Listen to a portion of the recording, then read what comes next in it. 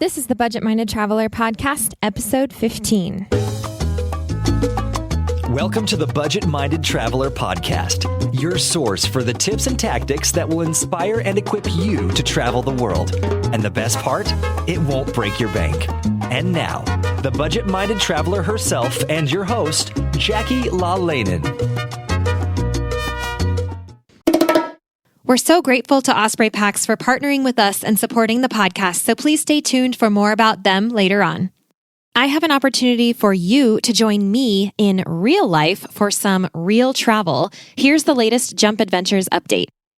We are going to Greece for a bike and boat island hopping adventure this May 9th to 16th, 2025, and we still have space left. Check out jumpadventures.com to learn more and book now. We're going to have a yacht all to ourselves with ensuite cabins on board, so you get to sleep in the same bed every night as we start in Athens and make our way west toward the island of Corfu.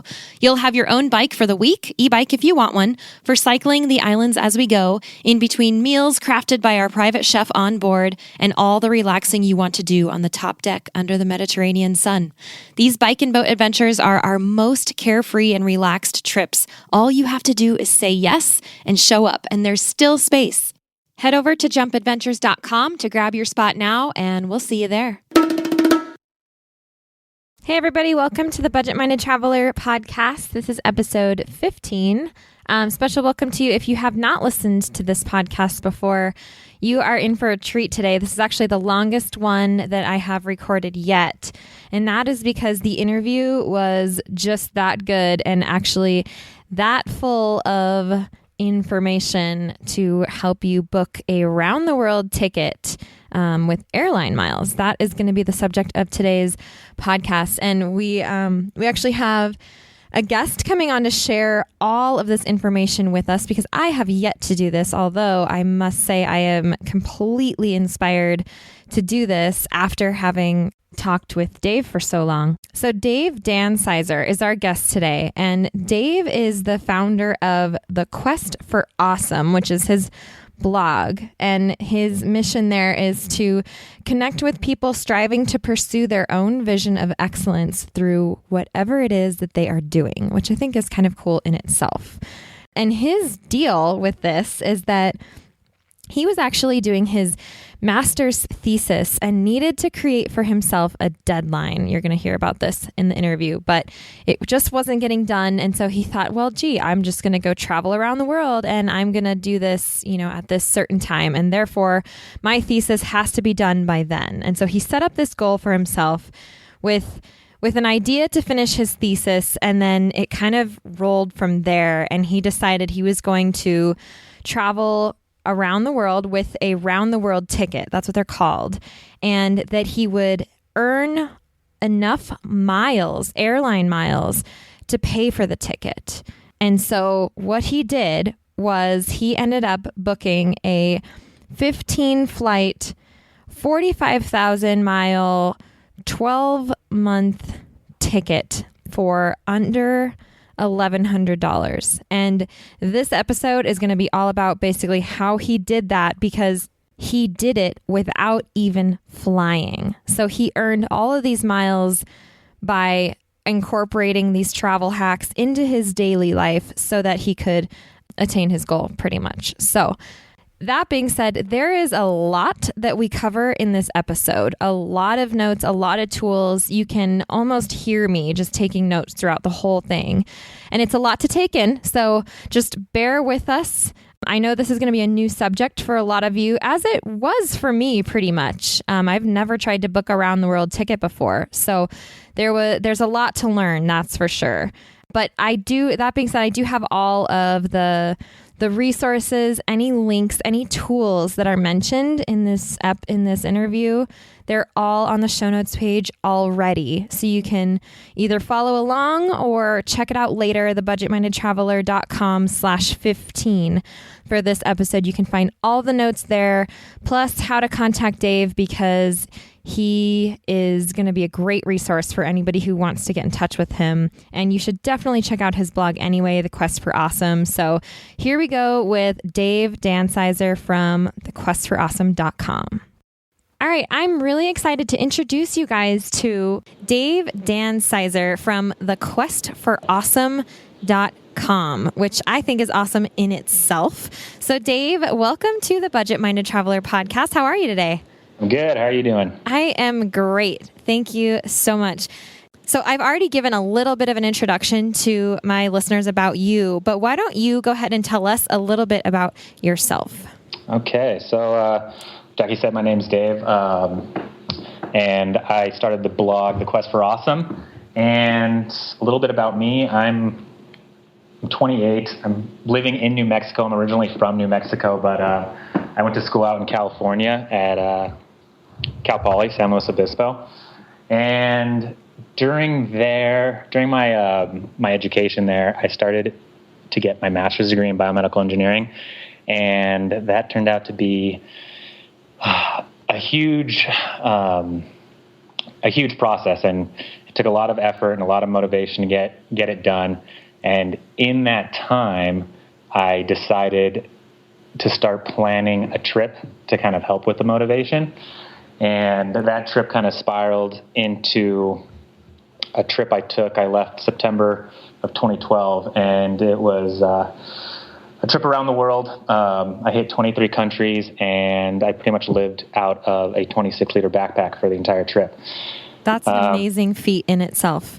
Yeah, so it was a crazy adventure, and I got back September 2013, and so now I'm pretty much have made it my goal to figure out a way to work from the road so that I can continue traveling for as long as I want to. That sounds familiar. I think that's a great goal. Yeah. And I just have to share, I'm actually looking at your blog right now, which you guys can find at thequestforawesome.com. And in your sidebar, I'm looking at a section called Awesome Posts. And there's one that says Gear List, 12 months round the world trip, that sounds awesome. And the one we're going to talk about today, how I booked a 15-flight, 45,000-mile, year-long trip around the world for $1,100. And the one that actually made me laugh here is the last one that says, how to paint your bicycle Argyle using spray paint. So will you explain to us what is the Quest for Awesome? All right. So that last post is kind of a good example of how it kind of got started. Before the traveling, I was I don't know. I had heard a quote by a guy named LP Jackson. It's geared around mastering the art of living is what he kind of talks about in there. And one of the lines is talking about striving to pursue your own vision of excellence through whatever you were doing. And that kind of really resonated with me. And it was actually the quote I used in the dedication of my thesis. And so what the Quest for Awesome kind of came to be about is a place for me to kind of put out what I was doing and hopefully meet other people along the way who are pursuing their own vision of excellence. And at the time I had built a fixed gear bicycle, and I just wanted to make it really stand out. And I had these pair of socks that were Argyle, and I really just wanted to make them look like that. So that's how that post came about. That's awesome. It has over 4,000 views, so that's pretty great. So, because I know you've written about your travels on the Quest for Awesome, and is it really kind of just a whole encompassing platform for you to talk about what I guess keeps you going, kind of thing? Yeah, definitely. And it's very broad, obviously, but right now it's very focused on travel because that's what I'm passionate about at the moment. But that constantly changes. Currently on a fitness kick, so I'm sure that you'll see some posts geared around that in a while. And then I'm really into sustainability and kind of living off the grid type thing. So there'll be some posts coming about that. And one of my dreams is to build my own RV and kind of live out of that. So it's a place for me to kind of get rid of or, express my creativity, which is huge in staying active and keeping your mind focused and learning. Yeah. So yeah, that's kind of what it's turned into. And right now it's very travel oriented. Yeah, that's great. I love that you have, built something that's based on essentially sharing about pursuing what makes you happy. And that's awesome. Yeah, and I think it takes different forms for everyone, which is what's really fascinating to me is when you get someone who's super passionate about something and you can just listen to them talk about it for hours, even though it might not be the most exciting thing in the world in general, but having them talk about it passionately makes it super exciting. Yeah, I hear you on that one. So you mentioned you had been, I think didn't you say you were doing your thesis or something when you started to think about traveling, doing a round the world trip? Yeah, I was working on my master's thesis, and I just couldn't find any motivation to get it done. I had finished classes in 2010, but didn't actually defend the thesis until 2012. So that was about 2 years where I was kind of procrastinating. I see. So you used it as a deadline, kind of. Yeah. Ah, okay. It was funny. I tried so many different things, and ultimately, when I had completed planning and saving up for this trip, I finished the thesis in about 2 months. Wow. Isn't that amazing? Amazing. And what a great reward as well at the end of defending your thesis. That's awesome. It was quite a couple of years there. Yeah, I bet. So how exactly did you decide that you would spend next to nothing for this trip? How did you even know that was a possibility? So, how did I know it was a possibility? As I started planning, there's a lot of people that does this, and as you start finding the community of travel hackers, you kind of start seeing what other people have been doing, and for me, I would take little bits. I'd see something and say, "Oh, that sounds awesome. Ooh, I think that would be kind of cool," and so that kind of just spiraled into, all right, maybe I could do this, and then maybe I could add it on. And the reason I wanted to do it for cheap is because that ultimately allowed me to save a huge amount of money on the ticket, which then was able to allow me to travel for longer. So it probably added about another 6 months of travel onto my trip. Okay. And the other reason, I was in college, so I didn't have that much money. And so that was obviously very attractive and is attractive to most people when you say, all right, this trip would normally cost you $10,000, but you can get it for $1,100. Yeah, no kidding. It's one of those things where you're like, ooh, okay. Definitely piques the interest just a little bit. For sure. Okay, so how did you start then? Where were you searching, and how did you end up planning this? Like, how do you plan a round the world trip? So basically, there's 3 steps to it, and I guess to clarify that, there's 3 steps if you want to take a trip around the world, like using frequent flyer miles that you've acquired without flying. So that's like a huge thing. Mm-hmm. But there's really only 3 steps to it, and it's the first step is you find a trip that you would be interested in taking, and then you figure out exactly, or a good ballpark figure of how many frequent flyer miles it's going to take. Step 2 would be to acquire those miles, and then step 3 would be actually booking your flight using the frequent flyer miles. Okay. So there's obviously a lot of complex details within that. Right. You make it sound so easy, but that's the basic overview and the path that you're going to want to take. So then we can obviously go into each individual step because there's a lot of information within each step. Mm-hmm. Yeah, let's do that. Yeah, we'll start with kind of planning your trip and then finding the amount of frequent flyer miles that it's going to take.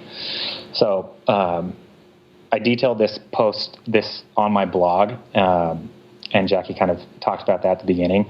But just recently, as of like April 7th, 2014, so within the past few months, American Airlines has discontinued their program for a round-the-world ticket. So if you're looking to do the exact same thing that I did, it's not going to be possible, but not to worry, you can still travel around the world for more or less free, for very, very cheap, by using frequent flyer miles, and all the resources I'm going to talk about are still going to apply. It's just you can't do the exact thing that I did. So I just wanted to clarify that for all you visitors who are listening to this, and then go check out the blog post.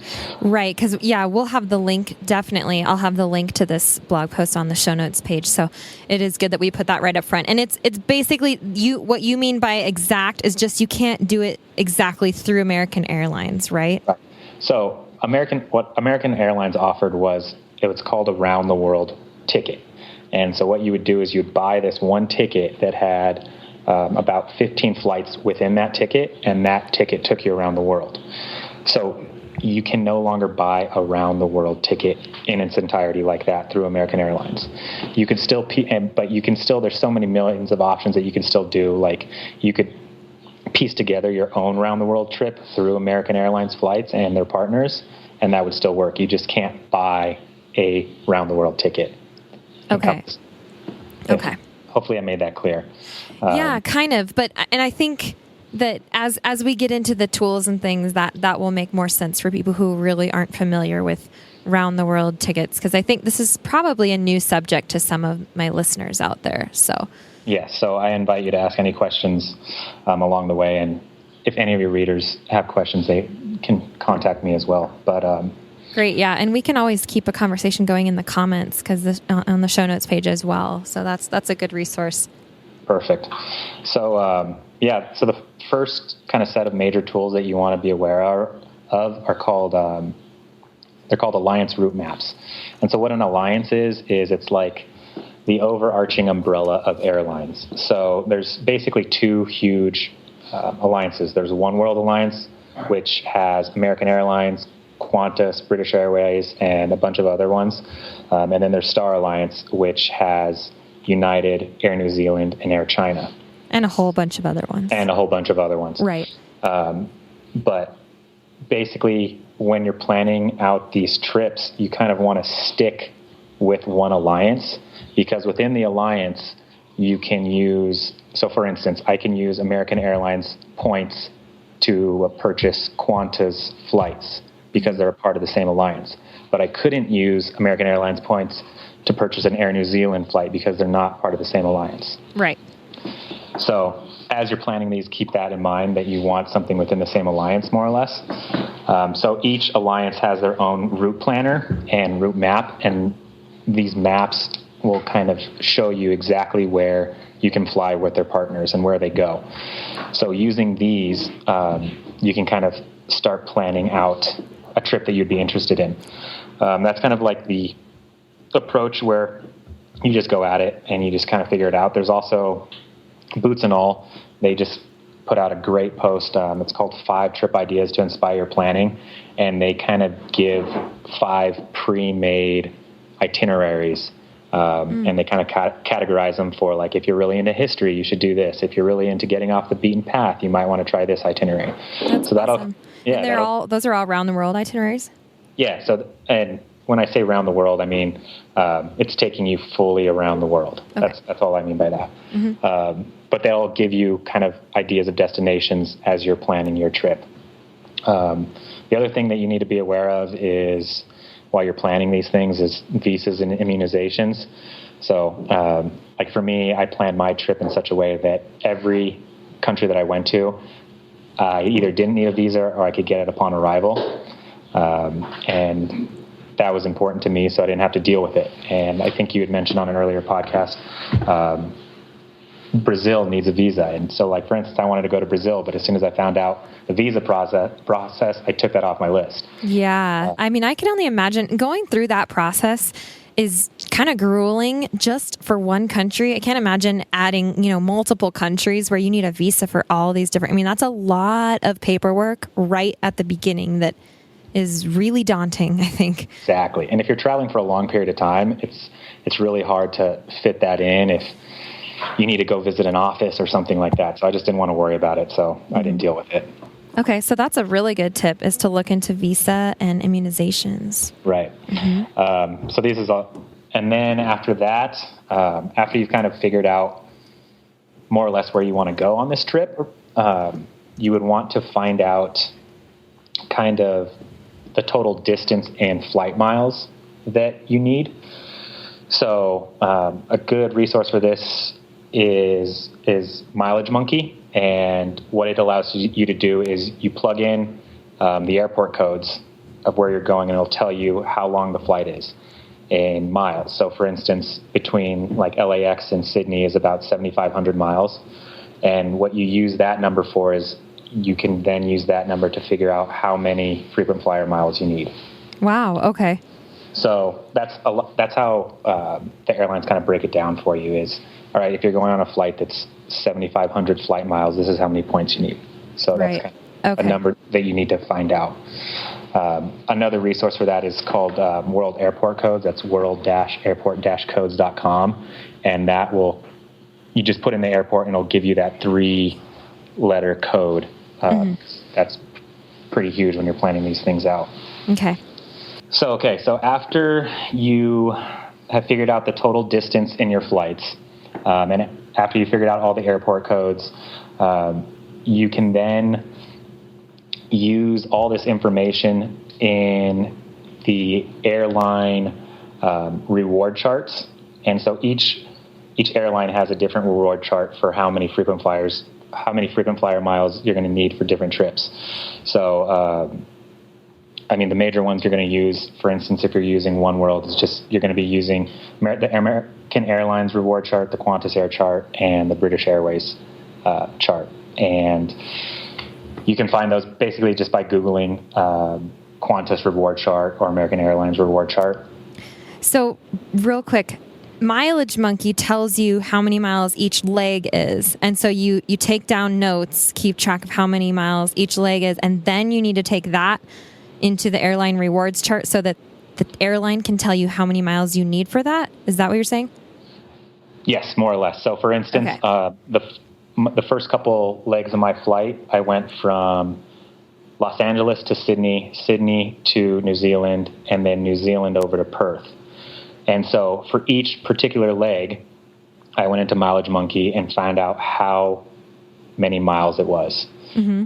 And then I did that for the entire trip, which was like 16 flights. And I added those all together, and that came out to just under 45,000 flight miles. Okay.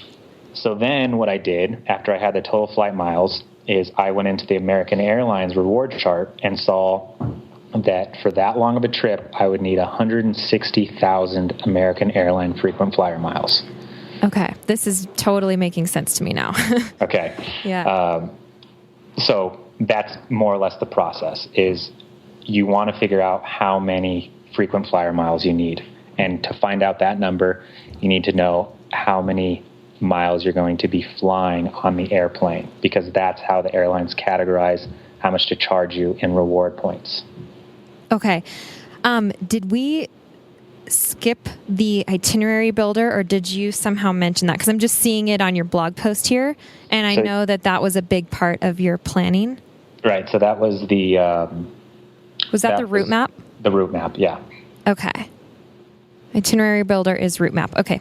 Noted. Yeah, and it's kind of, the itinerary builder is more or less following the rules of the round the world ticket, because there's a lot of rules that you had to abide by. And so that's what the itinerary builder specifically helped with, was making sure you figured out all the rules correctly. Are we going to go over those rules at some point in this? So the rules are no longer applicable because that doesn't. Oh, okay. Because that program no longer exists. Right. That is such a bummer. It really is. Yeah. Okay. So that's pretty much, okay. So then basically at that point, you have your trip kind of mapped out almost, and what's in front of you is a giant goal of attaining, basically in your case, 160,000 miles, right? And so did you then go from, okay, planning is kind of on hold for now, let's start earning these miles? Right. So that was the ideal trip. And in order to do that ideal trip, I would need 160,000 airline miles, Mm-hmm. So then it became, can I do that in the amount of time I have? And, that's another big issue as you're planning this, is that it can take some time. And so for me, it took probably about a year to acquire all these miles. But eventually I did do it, and it was amazing. So you have to take that into consideration as well. Do you want to leave tomorrow? This probably isn't going to be the best strategy for you. If you have a couple years, it's very doable. Okay. And this part I'm really excited about. I can't wait to find out how you were able to earn these miles, because you didn't fly, did you? Correct. So I didn't do any flying, and that's kind of one of the attractive things is you can acquire all these miles without flying, just by living your everyday life, maybe with little tweaks here and there and a little kind of beating the system a little bit in a way. Yeah. So how did you do it? So easy question, right? Easy question. The main way where I probably racked up 75% of them is through credit card sign-up bonuses. Mm-hmm. Now, this is going to come with a large disclaimer, because if you are not responsible financially and you don't know how to manage your finances, I would highly not recommend this route, because it's you can mess up your credit, and your credit's one of the biggest assets. So make sure you do thorough due diligence on this. Make sure you know yourself very well before you go signing up all willy-nilly for a bunch of credit card offers. So that's my disclaimer. That's a great disclaimer. I stand with you on that one. Please do your research before you go doing this. I'm here to help, but ultimately you're the one deciding to sign up for the credit cards. So within this, I mean, credit card companies are putting out offers all the time because they're making their money from people buying things with credit cards. So they put out these lucrative offers with the hopes that you don't pay off your balance every month. And that's where they make the majority of their money. Mm-hmm. But if you can be diligent, you can pay off your monthly bills in full every month, mm-hmm. you'll be fine. Yep. So yeah, that was the major way that I did that. There's many resources to find out what are the current credit card offers that are kind of big. For instance, right now, so I got the SPG credit card, and then I got the Citi American Airlines Advantage credit card. At the time, they were both, the American Airlines Advantage one gave me 75,000 airline miles, mm-hmm. and then the SPG card gave me 50,000 in the end. So hey, that's pretty good. I mean, I'm not good at math, but even I can see that that's over 100,000. And yeah, so I was basically there just with those. We'll come right back to that. Let's take a moment now to thank our wonderful show sponsors. Osprey is the market leader in technical outdoor, travel, and everyday packs. And I've personally used Osprey packs since 2015. My favorites are the Fairview Trek 50 for multi-day hikes, the Cirrus 24 for day hikes, the Transporter Rolling Duffel 60, which is my trusty check luggage for faraway adventures, and of course, the countless packing cubes I use to organize everything that goes in them. We are proud to support each other on the podcast and beyond. We love getting outside, and we want to see more people outdoors. So find out more and join us at osprey.com. Now, saying that, when you sign up for these credit cards, they don't just give you these miles. So for instance, like the SPG credit card that I got, it was 30,000 SPG points, but you get 10,000 of them after your first purchase, and you don't get the second 20,000 until you spend $5,000 within the first 6 months of having the credit card. Right. So that meeting these spending bonuses is really what the difficult part is. And so, especially for people that are budget traveling, you're not spending that kind of money. I wasn't. And so you have to figure out other ways to kind of get around that. And so there's one of the biggest ways, pretty much what I did was I started putting everything on my credit card. Yep. As much as I could. Yeah. The important key, again, is not to go buy things that you don't need. Yes. But everything that you do need, you put it on the credit card instead of paying cash or with your debit card or something. Mm-hmm. Oh, I could easily see $5,000 in 6 months. 6 months is plenty of time for that. Right. I mean, a lot of these are 3 months or something. So 6 months, you can do it if you just put everything onto the card. And so, like, for instance, I was going on this trip, so there was some things that I wanted to buy. I wanted to buy a nice camera. I wanted to buy a light computer. And so I kind of planned those out to wait until I had the credit cards so that I could both meet the spending bonus and then get a huge chunk of airline points from them. Right. And it would also make sense not to get the credit cards at the same time, because then you have 2 spending bonuses that you have to meet, and that just doesn't sound like a good plan necessarily. Did you wait one after the other? I did. But a lot of people, like if you go, I'll be giving out some resources on where to find out a lot of this information. A lot of these people will buy they'll sign up for the personal credit card and then sign up another one as a business credit card, which is also in their name, so that they can like double dip and get huge airline rewards points. But again, you need to be aware of your finances and your own spending limits. Right. Of course. So, yeah. The other things I did was I'd front load like I had to buy groceries every month. So another tactic that you can use is go in and buy, like Trader Joe's gift cards. And so you kind of preload all your groceries. And so you'll buy like a couple $1,000s worth of those. And that allows you to spend the grocery money over time, but you hit your spending bonus quicker. That is genius. So it really is. It's so smart because you're not losing anything in that transaction. Correct. You're just, putting that money away for later, essentially. Right. Another good idea is anytime a friend would have a birthday, most of the time we'd go out to celebrate for dinner or something. And so there'd be a group of, 15 to 20 of us going out to dinner. Right. And one of the things you can do is you pay for the entire dinner on your credit card, and then everyone just pays you back in cash. Yep. Or I know there's an app out called Venmo now, which allows you to very quickly and easily send cash through your phone, more or less. So, you can do something like that, throw a huge party where everyone kind of pitches in and you pay for everything. Yeah, and then have them all pay you back, and then you're hardly out anything. Exactly. Yeah. So that's another idea. Luckily for me, unfortunately, this doesn't go on anymore, but at the time, you could buy U.S. dollar coins over the internet with a credit card for free shipping. And so that was a huge way that I racked up a lot of points, but unfortunately that doesn't work anymore. Okay. Well, there are ways to be creative about this, and you're still just talking about hitting your bonus. Right. Right. And, okay. But at the same time, it's like also giving you miles while you're hitting this bonus. That's, to hit 5,000 in 6 months, that's still, that $5,000 translates to 5,000 points also. Right. So you are double dipping. You're double dipping. You're meeting a spending bonus and you're getting these miles. The other thing to be aware of is these big credit card companies will have reward networks. So like they have dining and shopping networks that if you sign up your credit card through them and then purchase stuff through these stores, they'll tack on additional miles.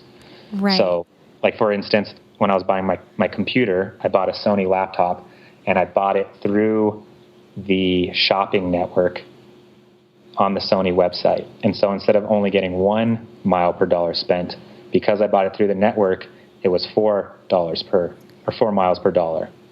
That's awesome. And that's something you wanted to buy anyway. So it wasn't like you were spending extra money. It was something I bought anyway, but kind of figured out a way to how do you maximize that in miles. Yeah. So there's, and like I said, there's many other ways to do it. It's kind of just figuring out a way to put everything on a credit card and then maximize your bonuses. Okay. Yeah. So there's the credit cards. Right. When earning your bonuses and also earning those miles. And then you mentioned the shopping network and you mentioned the dining network. And those you can find, did you just find those through AmericanAirlines.com? Yeah, if you search, whatever your airline is, like the big ones, like American Airlines has one, United has them, just search American Airlines Reward Networks or United Rewards Networks, and they should come up with both a dining and a shopping network.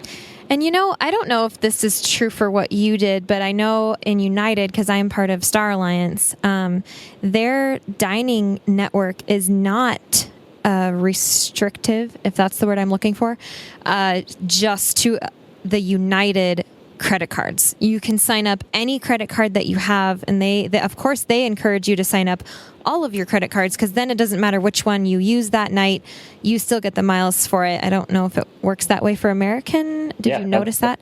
That's definitely true. So it doesn't. You don't actually have to have the airline credit card. Right. Correct. So if you fall under the category of not wanting to sign up for these credit cards, you can still benefit from these networks if you just look into them and sign up your existing credit cards. Huge point. Yes. All right. Was there any other ways that you earned miles without flying, or did we basically cover that? Those are the major ones. There's smaller ones, like airlines will put out promotions every once in a blue moon, kind of like, hey, sign up for our email service and get 1,000 free miles. They'll have other small promotions where, hey, if you buy miles from us, you'll get an extra bonus tacked on. So the airlines themselves will put on promotions that will give away free miles. So you have to kind of be aware of that as well. Right. I think there's even like you can take some surveys and earn miles that way, or they send out all sorts of promo things. You just kind of have to weed through them and pay attention to which ones are going to be beneficial. But that, of course, means that you need to be signed up for a program in the first place. So, yeah.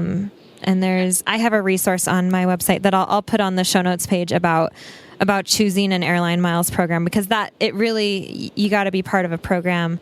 You got to choose one to make all this happen. So I'll link to that too, because that, I suppose, would be the first step in all of this. Correct. And as you get more advanced, you can sign up for multiple and work them all to your advantage, but start small. Pick one. Yeah. Definitely. I mean, it's worth it to be part of. I mean, it's all free. They're all free to join. So you might as well join them all, and especially if you haven't traveled much and you don't have a preference, see if you like the benefits of one more than the other, or maybe, for example, it's an easy decision for me. In Bozeman, unfortunately, we don't have American Airlines up here. That's how small we are. And so, obviously I go with United. And I choose United over Delta because you often need almost twice the amount of miles on Delta to make a trip happen than you do on United. And so that's why I go with United. But yeah, I'll put the link to the resource, because choosing one is definitely going to be your first point of all this. Exactly. And yeah, so I obviously have been going over a lot of information, and I didn't just come up, I used resources online where there's a lot of people already doing this. So the Flyer Talk forums is a huge resource for anyone who's interested in this, and they have pretty much anything you'd ever want to know about travel hacking and the airline rewards points and everything. So that's a huge resource that I would recommend checking out. MilePoint is similar. The Points Guy is a blog that he specializes in this, and so he puts out a huge amount of blog posts dealing from everything travel hacking. Awesome. There's the View from the Wing, and then there's the Frugal Travel Guy, which he discusses credit cards and credit card churning. So those are all huge resources if you really want to get into this and kind of see how far the rabbit hole goes in this realm. Oh yeah, because it goes deep. I'll put all those on the show notes page for sure. Perfect. So I do have a question following up with this, though. Did you have a bit of a budget for this? Because obviously you're spending money to get these miles, and although you are saying, don't buy stuff you don't need, which is a great tip. Do you have an idea of about how much it cost you when in the end to do all of this? I mean, not counting the bonuses, I know that, but was there anything above and beyond that you paid for? Are you aware? No, there was nothing. It just took time. So awesome. Okay, that's awesome. That's what I wanted to hear. Yeah, and that's usually how you see it go. If you want something quick, you're gonna have to pay for it, and if you're willing to wait, you can get it a lot cheaper. And that's kind of how it goes for traveling, even around the world as well. Right. Okay. Great. Did you want to add anything else about earning the miles, or? No, there's so many resources out there. I've given you kind of like a broad overview and some tips on it. A good starting point. Yeah, that'll get you started and kind of get you in the mindset of what's possible. And once you're kind of in that mindset, you'll slowly start seeing different opportunities that you had missed before. Okay. So then I guess we can move on to, the next step naturally would be once 1 year later, after you've accumulated all of these miles, you're ready to book. So what do you do then? How do you do that? So after you've done these first steps, then it's, booking your flights. And there's a couple things you need to be aware of as you go to book these things. And the first major one is that you can only book flights that have award availability on them. So what the airlines do is they'll reserve a certain amount of seats that you can purchase with reward points. And once those seats are gone, you can't book it with reward points anymore. So oftentimes you'll look at a flight and it'll be showing a bunch of empty seats, but you won't be able to book it because they've already sold all of those flights already, or those seats already. Mm-hmm. So that's the first thing you need to be aware of. And so when you're actually booking them, what you're going to do is you're going to use the airline websites themselves to start finding these flight legs that you want to purchase. So for instance, I went on, my first leg was from LA to Sydney, Australia. So I went on the Qantas website and found a flight with award availability that left at the time that I wanted and wrote that down in a notebook. So I wrote down the date, the flight number, and the departure and arrival time, and then a couple backups in case the award availability ran out when I actually made the call to book the flight. Wow. So I did this for each leg of the 16-flight trip. Wow. And so, actually, there's a picture of your notebook on here. Isn't that your notebook? Yeah. That's awesome. Yeah.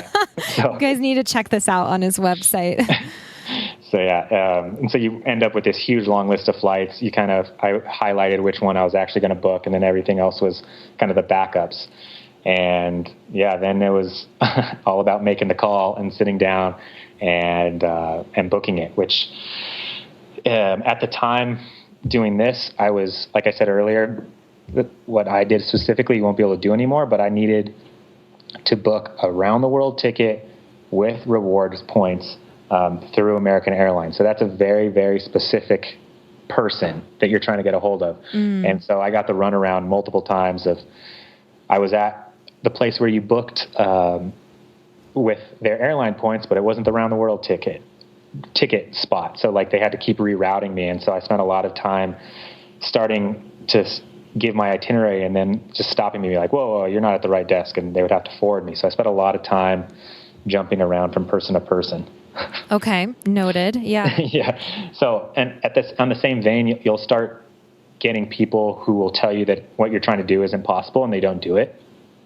So if that happens, I would kind of just say, okay, thank you, hang up and call back again until I got someone that, it was a very specific task and I needed someone that knew what they were doing to help me. Yeah. It sounds like at least you knew what you were doing and you knew that you could do it. So right. Persistence. That's a huge mindset to be in, because if you just took the first no, then I wouldn't have gone and be like, oh, it's not possible. I did all this work, but I've already invested all that time. And I was like, no, this is possible. I'm going to make it happen. Yeah. Okay. Awesome. So then you just really made the one phone call, got through all 16 legs of your flight with someone on the other end as she set it up. And then, that was it? It was funny because, as soon as I got it, she was expecting like this to be a nightmare phone call. And I had already organized it all.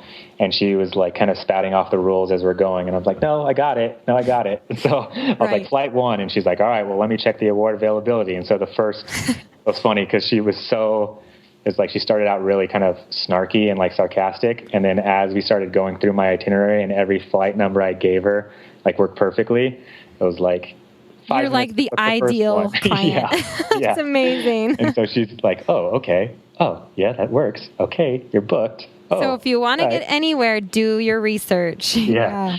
And it makes it so much easier and quick.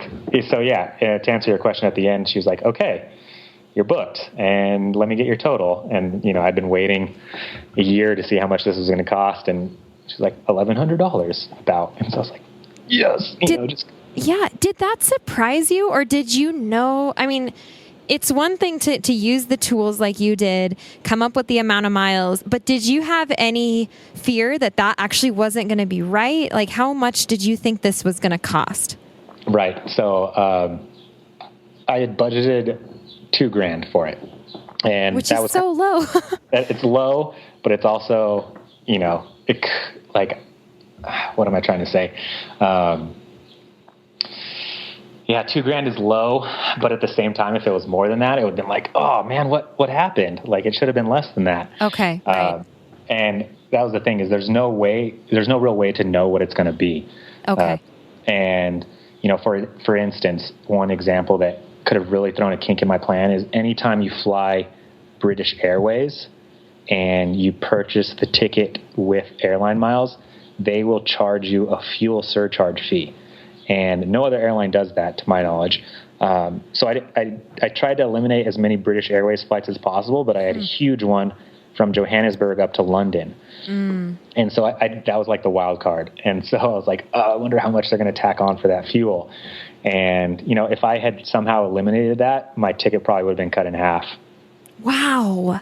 Yeah. That's crazy. So if British Airways tax on huge fuel surcharge fees, so be aware of that as well. Yeah, I'm going to put that down too. So and then after that, it was a matter of, oh my God, I really just paid for that and booked it. It's real. I have to get my gear together. And you have to get your thesis done. Yes. That's so awesome. Okay, so I know that the rules, because I had asked you about this before, and you said they don't really apply anymore because since this program doesn't really apply. But you had some really good hacks that I still want to talk about, because if this comes up in, maybe it's part of the Star Alliance. I have no idea. I've never looked into this on Star Alliance. But I really liked, you talked about once you book a flight, it's like you can't change the leg or something, but you can change the date. Right. Was that right? And I know that these are going to be kind of specific to American, but will you give us a couple of the examples of the travel hacks you did to make this flight work around those rules? Right. So one of the rules, there was a big group of rules, and you can still read the rules if you're interested. The link is up if you are really curious about it. But some of them, you can't, you have to go in one general direction around the globe. So I chose, I went from LA to Sydney and went around that way. Mm-hmm. And once you do that, once you choose that direction, you can't be going back. There's other rules, like you're only allowed a certain amount of segments within a continent. And then, like I told you, what you alluded to is you're allowed to change the dates and times of your flights, but you can't change the destination. So one of the problems I ran into is that flights, you can only book a flight about 330 days in advance. That's when they start putting out the information.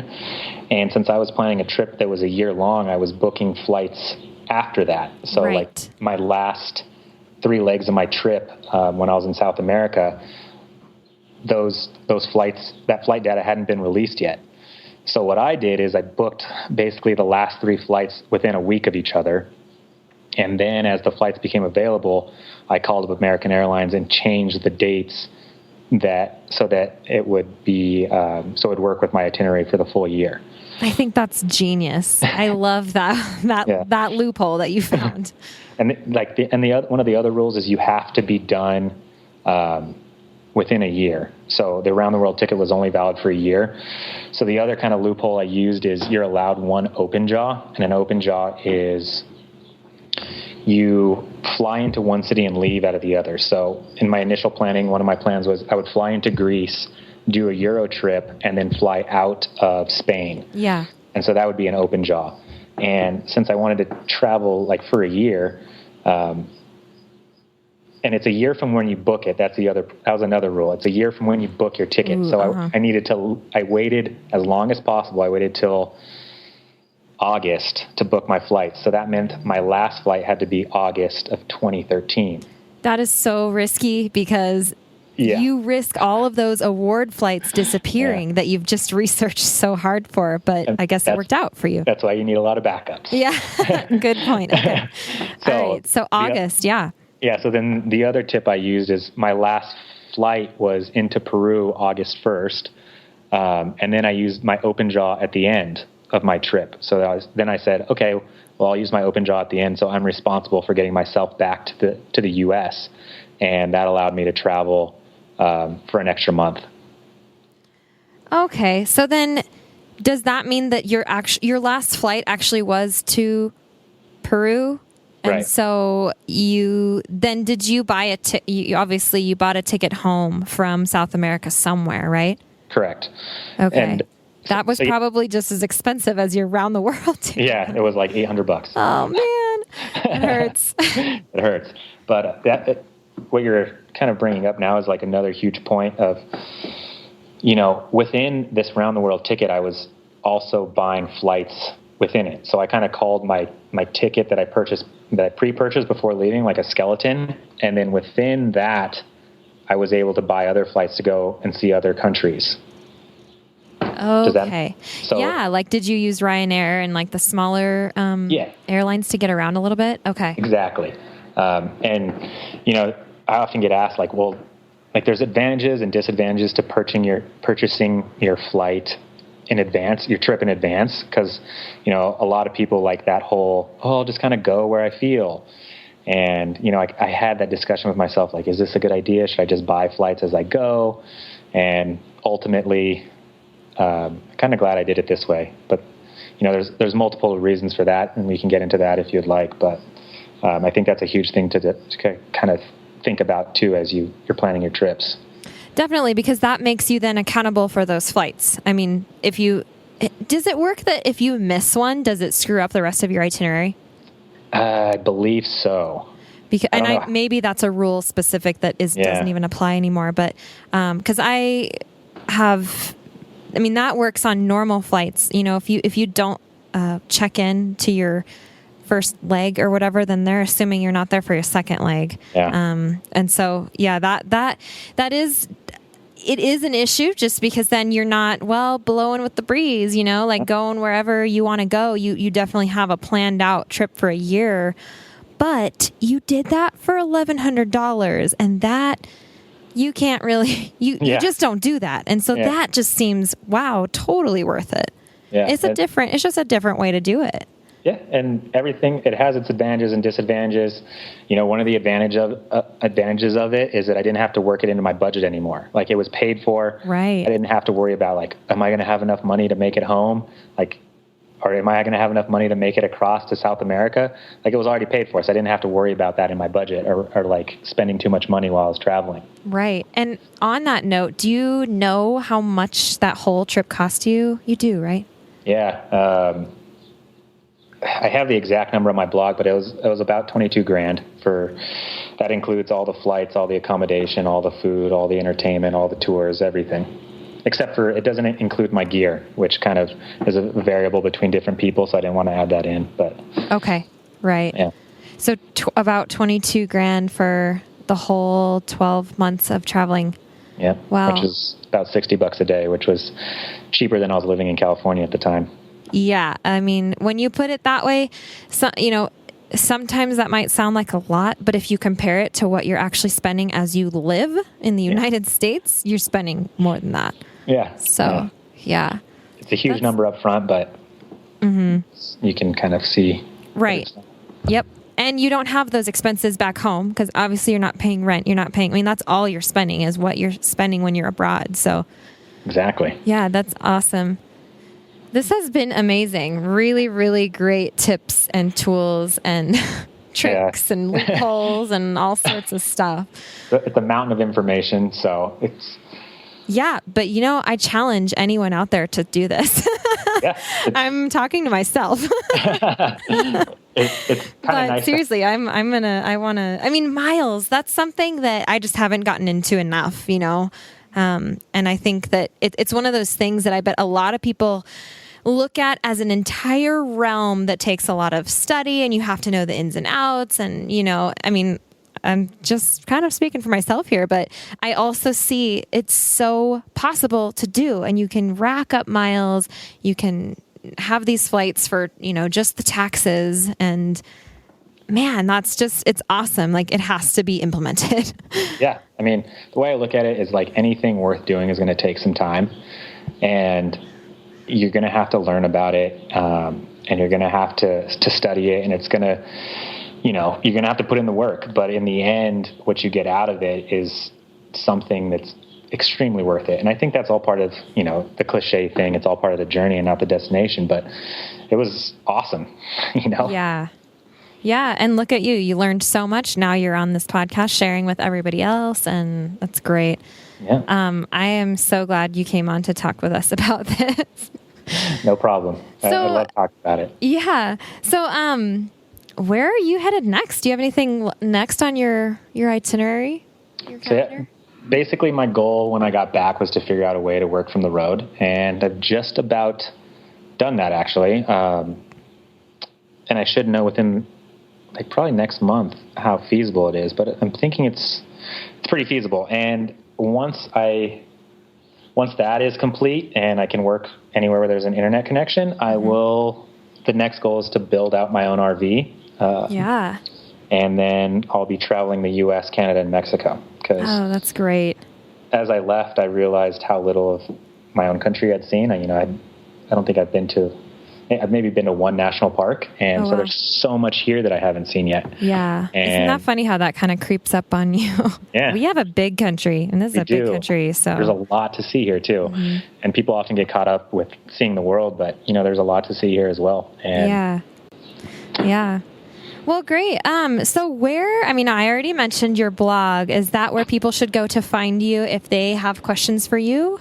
Yeah. My blog is a great place to reach me. You can connect with me on Facebook. If you have any questions about anything I talked about in this podcast, we can discuss it in the comments on Jackie's website. You can send me an email, dave@thequestforawesome.com, and I'll be happy to answer anything. If you subscribe to my blog, I send out a weekly photo from somewhere in the world. It's called Photo Friday. And then as well, I'm just finishing up a guide on dealing with theft while you're on the road and how to kind of prevent it and deal with it after it happens, because that was one of my experiences. Mm-hmm. Got a lot of my stuff stolen. So I'm just finishing up a huge guide on that, which is going to be free for any subscribers. So yeah, that would be the best place to reach me. Awesome. So yeah, check out Dave's website, subscribe. And the quest for awesome is something that I think we all need. So it's so great. All right. Well, thank you so much again for coming on and for sharing your wisdom with everybody. I am sure they have loved it, because I definitely have. So thanks again. And we'll find a way to chat with you soon. Okay. No problem. Thanks, Jackie. Wow. I loved that interview. I learned so much, and I'm really hoping that you guys stuck it through to the end. I know that this has been a long one, but hopefully you learned a lot as well. And remember that all of the links and resources are spread out on the show notes page at thebudgetmindedtraveler.com/15. And Dave did say that he'll be popping in to read and answer any questions that you guys put in the comments there. So if you want to further this discussion at all, there's so much more that really we could talk about with this subject, but we had to cut it off somewhere. I'll actually probably have Dave on again in the future for something else, because he just has so much to offer and has so much experience from that trip. So anyway, I really hope that you guys enjoyed it, and thank you so much for tuning in today wherever you are. I really appreciate it. And I will be back next week. So we'll see you guys then. Until then, take care. Thanks.